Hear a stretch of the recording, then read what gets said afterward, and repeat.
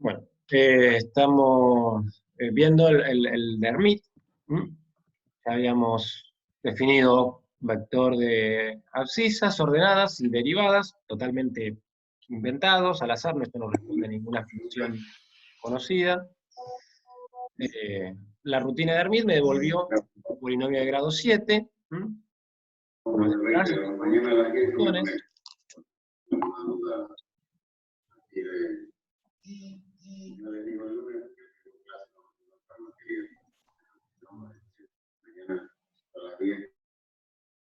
Digo, ahí lo silencié, se estaba filtrando. Si quieren hablar, habilítense individualmente su micrófono.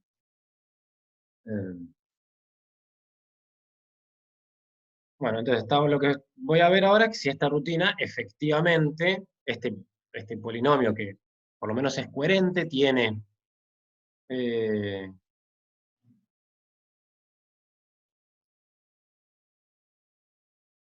sí, si pongo por ahí, si pongo algo que sea muy, por ejemplo, doy un valor, por ejemplo, en el primer punto, o sea, los sí aumentan, pero en el primer punto doy una derivada negativa, entonces esto va a querer ir para abajo inmediatamente acá, pero después va a tener que subir para pasar por acá. Y si acá, imagínate que acá también le pongo una derivada negativa, tengo que ir para abajo, después subir para después volver a bajar. Sí, si pongo por ahí datos que no tienen nada que ver, eh, por ahí termino con un polinomio que termina oscilando muchísimo. Eh, y puede ser que si meto datos, puede llegar a dar un polinomio que oscile mucho. Ese podría llegar a ser el problema, si tiro datos inventados. Eh, Vamos a ver qué está pasando en este. A ver, esto es el polinomio y los valores de la función. Efectivamente, ahí pasa por esos puntos. Y lo que quisiera ver es que la derivada de ese polinomio pase por los puntos por los valores de la derivada. Entonces, me voy a valer para derivar un polinomio. Si yo tengo un polinomio, hay una forma rápida de derivarlo, que es con el comando polyder. Si a polyder le doy un vector que representa un polinomio, me devuelve el vector que representa la derivada. Entonces, vamos a llamarle CD a la derivada del polinomio que encontré. Fíjense que este polider lo voy a dejar, no lo voy a comentar para que lo vean en relación a este polinomio. Fíjense que, ¿qué me va a devolver este polider? Sé que derivar un polinomio, básicamente, esto está multiplicando a x a la 8, perdón, a x a la 7. Entonces, la primer componente debería ser 7 veces esto, la segunda 6 veces esto, 5 veces esto, 4 veces esto, 3 veces esto, 2 veces esto. Este sería ahora el término independiente y este no va a aparecer. ¿Qué pasó? Y si hacen las cuentas van a ver que eso es lo que ha ocurrido. Hacemos, fíjense, C1, que sería este número, por 8, me va a devolver este primer valor. Fíjense. Bueno, no, ¿qué pasó? Ah, porque era por 7, era de grado 7. 8 coeficientes, grado 7. Ahí ven. Si hago C2 por 6, que este correspondería a la potencia 6, me está dando todos esos valores. Ahora que tengo el coeficiente del polinomio de derivadas, vamos a definir un y gráfico de las derivadas, como Polival CD, y esto era XG. de puntos ahí. Y si ahora grafico, vamos a graficar lo que valen las derivadas y el polinomio. O sea, que vamos a ver que la derivada de este polinomio interpolante pasa por esos valores de la derivada.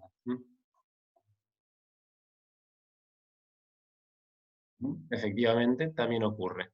Este gráfico es el de la derivada. Vamos a hacer, voy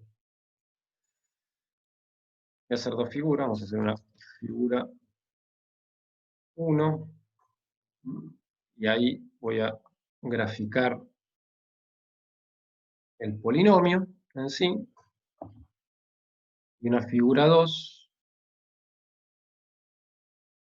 donde voy a graficar la derivada del polinomio. Para distinguirlo más fácil, vamos a cambiar los colores. Esto va a estar con círculos negros y raya roja. Entonces ahora vemos las dos figuras. Este es el polinomio, que efectivamente pasa por los puntos, y la derivada del polinomio, en los datos que tengo, los toma. Si vemos los numeritos en sí, arriba,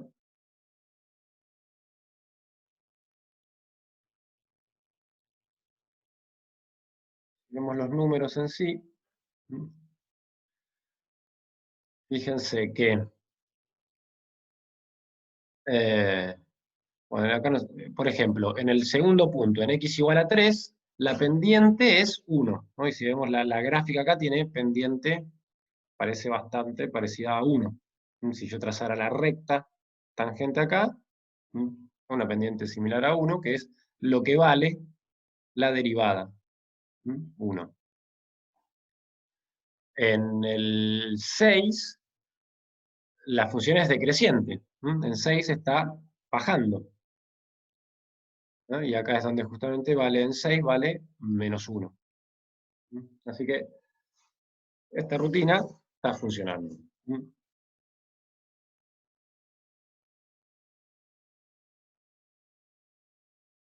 El costo computacional se refiere a la cantidad de operaciones. Básicamente uno cuenta la cantidad de sumas y productos que tiene el proceso.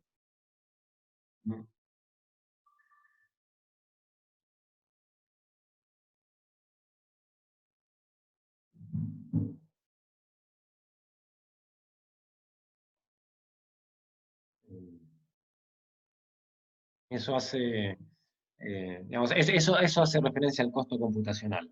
Que obviamente, cuantas más operaciones tenga, más tiempo me va a llevar.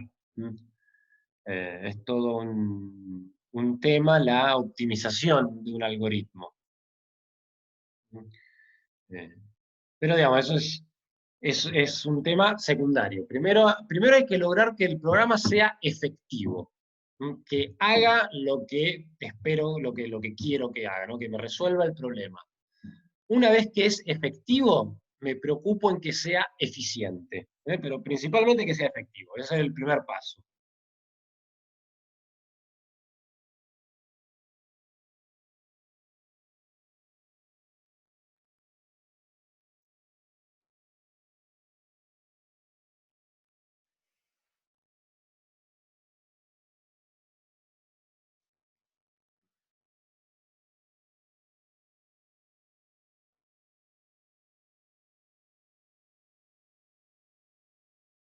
Profe, si después puede revisar el programa que subió de Spline Cúbico Sí.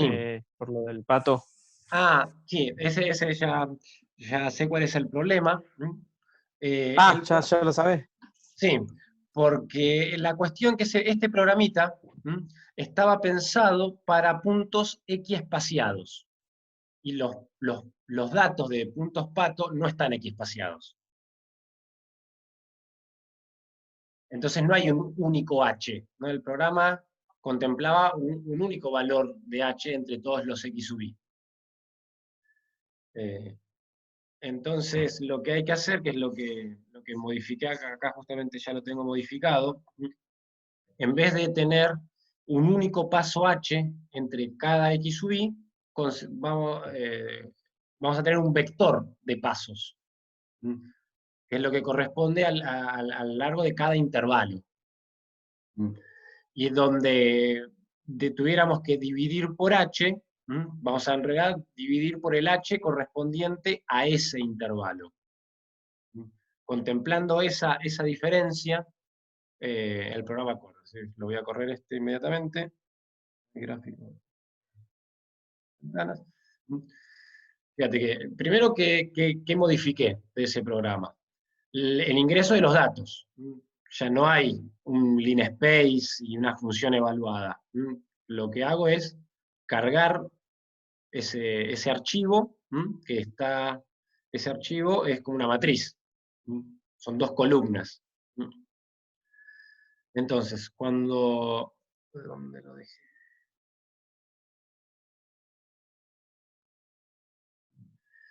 Cuando cargo lo que está en este archivo, en esta variable datos, la primera columna son los valores X, la segunda columna son los valores de Y.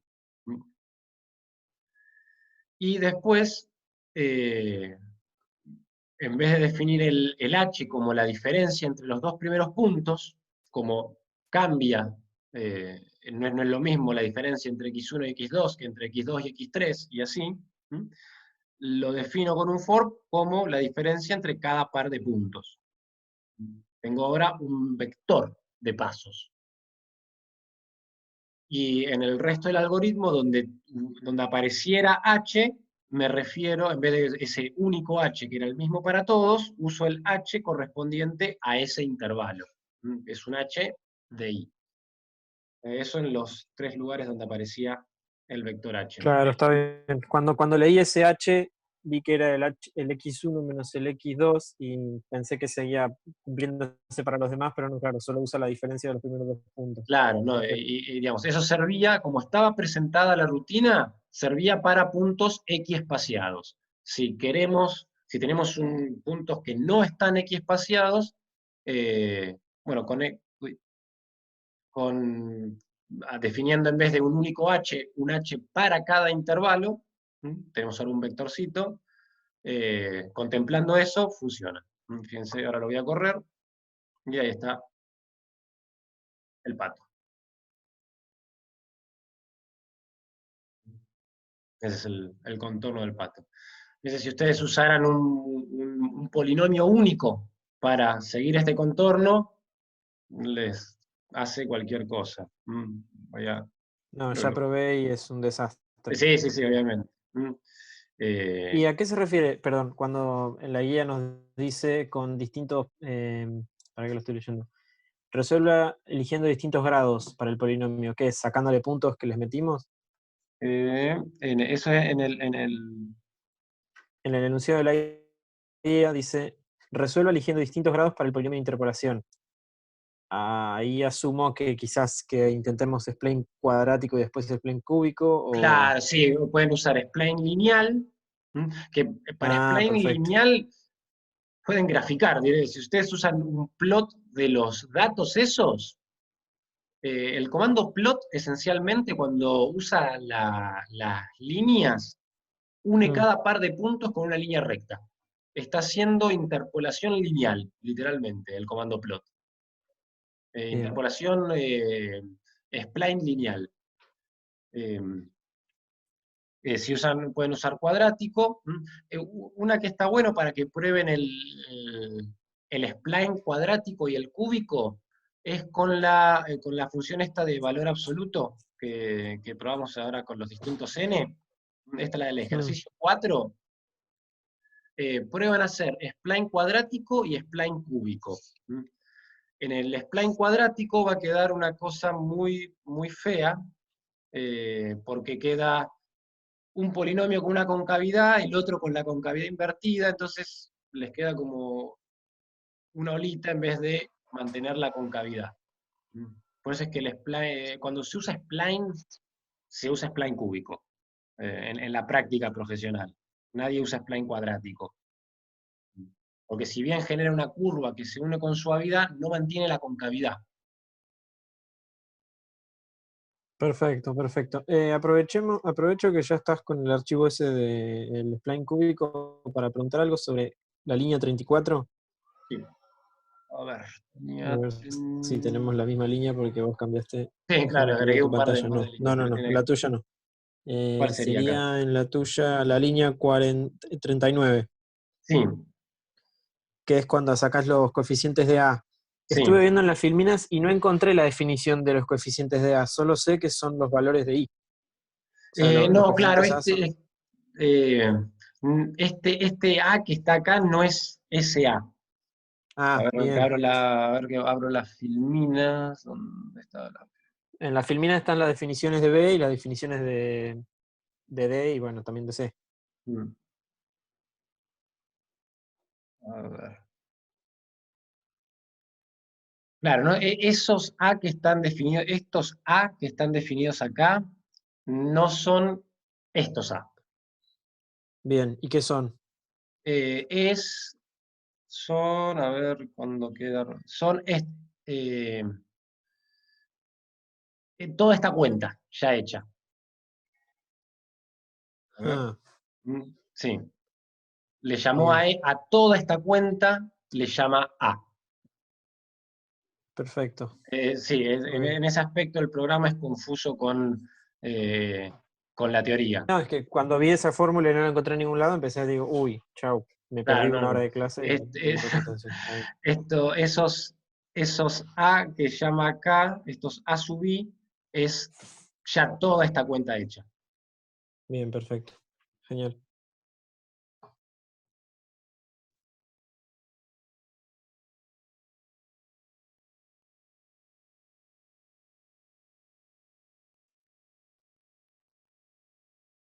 Profe, ¿se podría usar el spline cúbico con el ejercicio que estaba haciendo recién? Eh, con el que inventé los datos, ¿decís? Claro, con el main, creo que se llamaba. A ver, eh, sí, sí, tranquilamente se podría haber usado spline cúbico totalmente. Bueno, acá en vez de Bander voy a hacer spline. Eh, spline. eh, bueno, acá ya vamos a hacer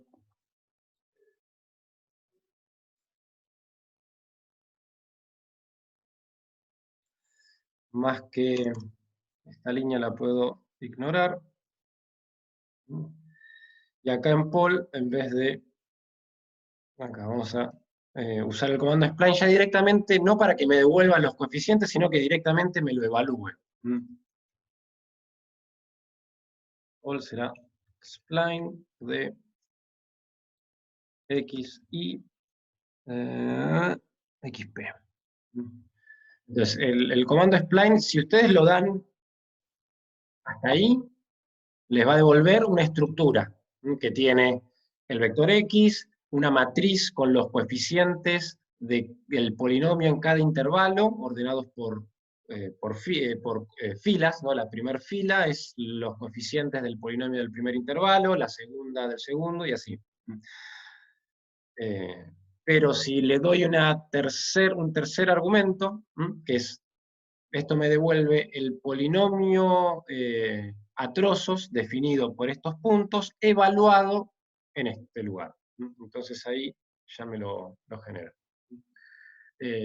Y van a ver, obviamente, a medida que van aumentando los puntos, van a ver cómo el spline se acomoda muy bien a la curva, mientras que el que usa un único polinomio de grado 19 empieza a tener fenómeno de Runge. Vamos a verlo. Hay figuras abiertas. Vamos. Bueno, si corremos este.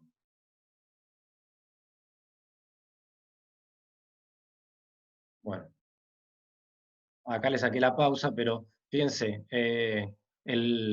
como se puede ver como el spline a medida que voy aumentando los puntos, cada vez empieza a seguir mejor y mejor la curva. Mientras que el polinomio único, o sea, de 4 a 10 mejora un montón el seguimiento de la curva, pero ya cuando me fui a 20, ahí empecé a tener fenómeno de Runge. O sea que básicamente cuando ustedes interpolan con polinomio único, Lagrange, Newton, Vandermonde, es bueno hasta grado 10 por ahí. Ya cuando se pasan de grado 10, empiezan a tener muchas oscilaciones, ya se empieza a empezar a notar el fenómeno de Runge. Excepto que usen, sobre todo cuando usan puntos equiespaciados. Por eso que cuando uno tiene muchos puntos y quiere interpolar, es más conveniente usar spline para trabajar con muchos puntos. Fíjense que a medida que voy aumenté la cantidad de puntos, la verde, que es la que usa 20 puntos, lo está siguiendo muy bien. O sea, solo acá donde tiene, fíjense que acá la función no es derivable, excepto acá, donde la función no es derivable, en el resto lo va siguiendo muy bien.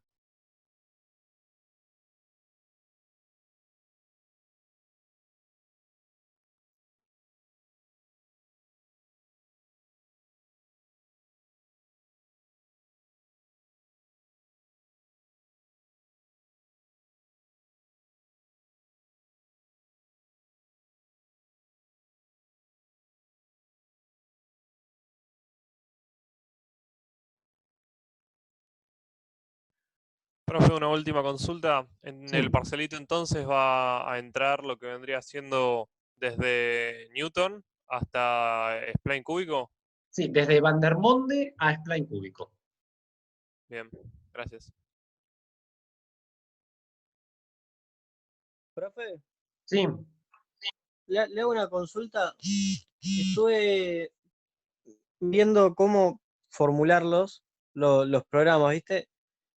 Y yo veo que ustedes, que siempre se pone el IP y el XP y el IP para graficar, sí. y se lo toma como que no es parte del programa, ¿no? Como que el programa termina cuando nosotros definimos coef. Sí. A lo que me surge la duda mía, digo, nosotros queremos armar el polinomio, los coeficientes no me arman el polinomio. Bueno, en realidad sí, los coeficientes te definen cuál es el polinomio. Si yo te doy, tenés estos coeficientes, vos ya tenés vos podés con esos coeficientes construir el polinomio. Claro, Digamos, pero no son propiamente dicho el polinomio. Entonces, la duda mía era, si yo escribo la función, la función no, si yo escribo XP e IP, lo escribo antes de finalizar el programa, o sea, defino XP e IP y ahí recién pongo end. sí, ¿Sí? es que en realidad esos XP e IP son evaluaciones de la función, de ese polinomio. Fíjate que los IP los defino a través de polival. Sí. Entonces, fíjate, y este comando lo que más necesita, lo principal para este comando polival, es el vector de coeficientes. En MATLAB vos podés pensar al polinomio como el vector. El vector que tiene los coeficientes es sinónimo del polinomio. Ok. Porque O vos después sea, con este comando podés evaluar el polinomio que tiene estos coeficientes en los puntos que quieras. Si vos tenés este vector, tenés el polinomio, esencialmente. Esto que yo le llamo X, la P para mí es X de plot, ¿no? Por eso le pongo la P. Pero es un nombre que le doy yo, no es algo, no es una cosa sí, sí, no, fijada. no es que deba llamarse XP. Estamos, Claro. estamos. Eh, pero básicamente vos cuando tenés el vector de coeficientes, tenés el polinomio. Después podés evaluarlo, graficarlo, eh,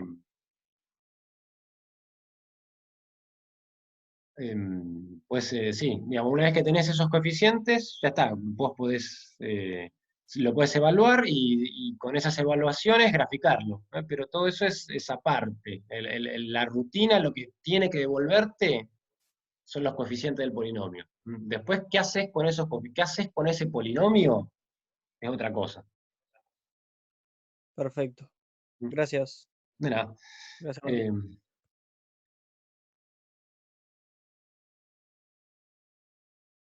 Eh, A ver, ¿qué cosas imprescindibles para saber? Eh, bueno, ¿qué significa interpolar, por ejemplo? ¿O cuál es el requisito que impone la interpolación? Eh,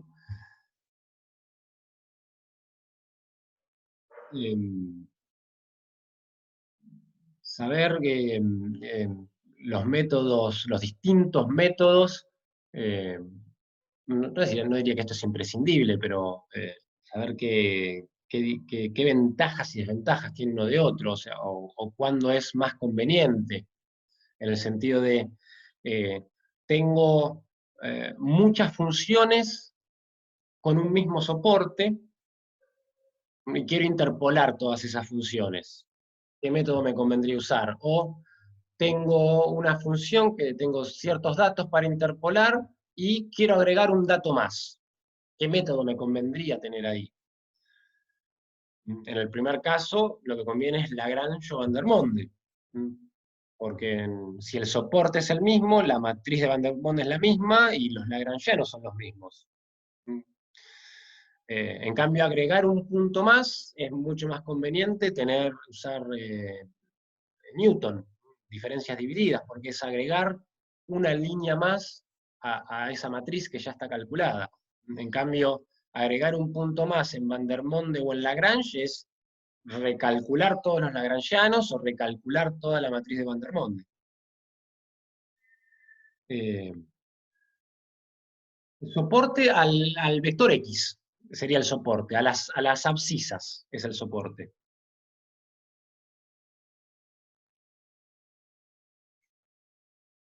Y otra cosa así muy importante. Así es, sí, ustedes no van a tener que programar, pero siente que los programas que les dimos, que entiendan qué,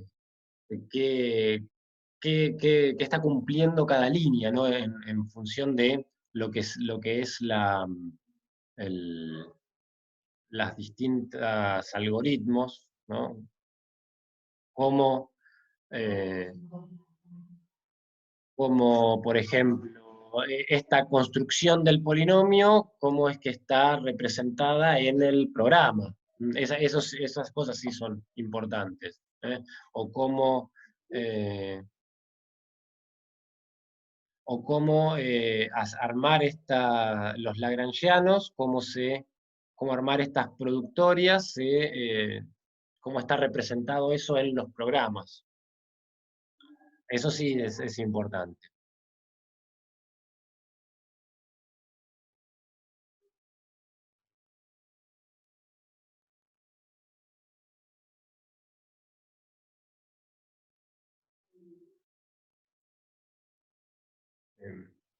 Sí, más que nada por ese lado, ¿no?